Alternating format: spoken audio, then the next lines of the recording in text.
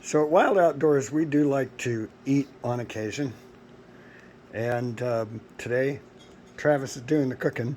Yeah, we're doing a little wild outdoors cooking special. We're making some biscuits and gravy from scratch. We've got a gravy packet over here, but we're not using that. We're using the good stuff. We've got sausage, we've got flour, we've got milk. So I'm making the biscuits and gravy from scratch.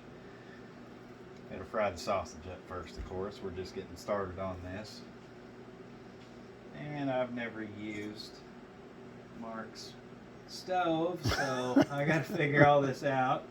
But yeah, that's what we're doing. We decided that it's cold outside. We're going to eat some good food. And we got to let the Montech charge the batteries. And Yeah, we do have from the last video, we plugged solar panels into the Montech, so we come up here to get warm and let that do its thing. And yes, I did wash my hands before starting this.